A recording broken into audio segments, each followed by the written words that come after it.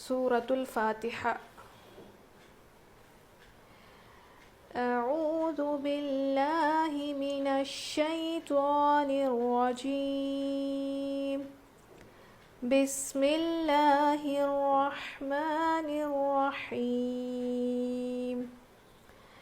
الحمد لله رب العالمين. الرحمن الرحيم. مالك يوم الدين.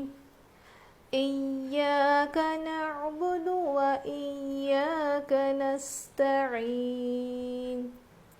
اهدنا الصراط المستقيم.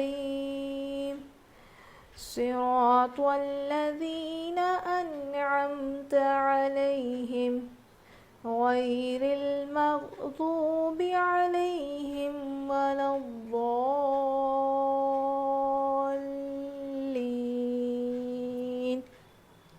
آمین.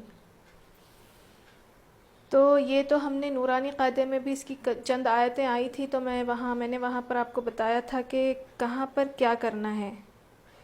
تو یہاں پر دیکھیے ہم اب بعض جگہ غلطی کرتے ہیں، الحمد پڑھتے ہیں، حمزہ لام زبر ہوتا ہے ال، یہاں پر قلقلہ نہیں ہوگا. الحمد بے خیالی میں پڑھ لیتے ہیں، جلدی جلدی میں. کیسا پڑھتے ہیں؟ الحمد للہ. الحمد نہیں ہے، لام کے اوپر زبر نہیں ہے بلکہ جزم ہے. تو کس طرح سے پڑھیں گے؟ الحمد. ہر ایک حرف، ہر ایک حرکت ایک دم صاف طریقے سے ظاہر ہونی چاہیے قرآن پاک پڑھنے کے وقت. اگر ہم بے خیالی میں یوں ہی پڑھ لیں گے تو اس کا جتنا ثواب ملنا ہے اتنا ثواب تو ملے گا نہیں، بلکہ غلط پڑھنے پر ہمیں الٹا گناہ بھی ہو سکتا ہے. اسی لیے زور کیوں دیا گیا ہے تجوید کے پڑھنے میں کہ زیادہ سے زیادہ اس کو اچھے سے اچھا پڑھنا سیکھیں. اب اتنا لائٹ لے کے بیٹھ جاتے ہیں قرآن پاک کے پڑھنے میں کہ اب پڑھتے ہیں تو ایک ساتھ 2 3 4 پارے مکمل ہو جاتے ہیں، لیکن تجوید کا کوئی نام و نشان ہی نہیں ہوتا. اور جہاں پر وقف کرنا ہے وہاں پر تو کچھ بھی نہیں، اور مخارج بھی بالکل صحیح سے ادا نہیں کرتے. تو اگر اس طرح سے ہم پڑھیں گے تو ہم ثواب کے نہیں بلکہ گناہ کے مستحق ہوں گے.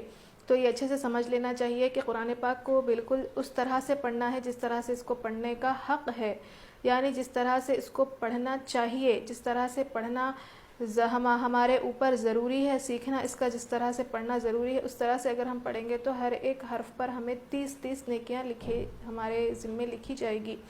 تو دیکھیے یہاں پر الحمد نہیں پڑھیں گے بلکہ الحمد. ہا بڑی ہا ہے، اسی لیے ہم ہا کی آواز نکالیں گے الحمد، اور جلدی سے ادا کرنا ہے، کھینچ کے نہیں پڑھنا ہے. الحمد کھینچ رہے، پھر یہاں پہ سوچ کے اب آگے کا کیا حرف ہے یہ سوچ کے پڑھیں گے تو یہ پیش زبر زیر پیش کو بالکل بھی نہیں کھینچیں گے، جلد سے جلد ہم ادا کریں گے. تو الحمد للہ رب العالمین. للہ یہاں پر للہ نہیں کرتے بلکہ للہ پڑھیں گے، اور را کو موٹا پڑھیں گے ربل. اور یہاں پر ایک غلطی اور بھی کرتے ہیں، ربل پڑھتے ہیں رب العالمین. یہ اس طرح سے پڑھنے سے کیا ظاہر ہوتا ہے کہ بیزارگی سے پڑھ رہے ہیں. اس طرح سے ظاہر ہو رہا ہے کہ ہم بالکل بیزار ہو کر پڑھ رہے قرآن پاک، نہیں بلکہ کس طرح سے پڑھنا ہے اس کو دیکھیے.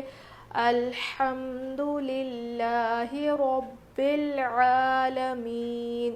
ربل بھی نہیں کریں گے بلکہ ربل. یہاں پر قلقلہ نہیں ہے، ربل کریں گے تو یہ قلقلہ میں آ جائے گا، اور لام حرف قلقلہ میں سے نہیں ہے. رب العالمین. عین پر کھڑا زبر ہے اور لام پر زبر ہے، میم یا زیر می ہے تو کھینچ کر پڑھیں گے. یہاں پر وقف کریں گے، کیوں کریں گے؟ کیونکہ یہاں پر گولتا ہے. تو آخری حرف پر ہمیں وقف کرنا ہے تو ہم اس پر جزم دیں گے اور یہاں پر رک جائیں گے، سانس توڑیں گے. رب العالمین سے پڑھیں گے رب العالمین. پھر یہاں پر کچھ بھی زبر زیر پیش کچھ بھی نہیں دیا گیا تو کس طرح سے پڑھیں گے؟ تو یہ پڑھیں گے ہم یہ بات کے حرف پر جو حرکت ہے وہی حرکت یہاں پر بھی ہوگی. اگر بات کے حرف پر جو ہے زیر ہوتا تو ہم یہاں پر زیر لگاتے، لیکن یہاں پر زبر ہے اسی لیے یہاں پر کوئی حرکت دی نہیں گئی. تو ہم کس طرح سے پڑھیں گے؟ زبر ہونے کی وجہ سے گرامر ہے عربک کا کہ آگے کے حرف پر جو حرکت ہوتی ہے وہی ہم یہاں پر بھی لگائیں گے. الرحمن الرحیم. ہا کی آواز بالکل ظاہر ہونی چاہیے، رو موٹا پڑھیں گے، کھڑا زبر ہے میم کے اوپر. الرحمن الرحیم. یہ بڑی ہا ہے اسی لیے ہم اچھے سے اس کو ادا کریں گے. اگر ہم اس کو چھوٹی ہا کی طرح پڑھیں گے تو معنی بدل جاتے ہیں، معنی بدل جانے سے گناہ ہوتا ہے پڑھنے میں، اسی لیے ہم پڑھیں گے الرحمن الرحیم.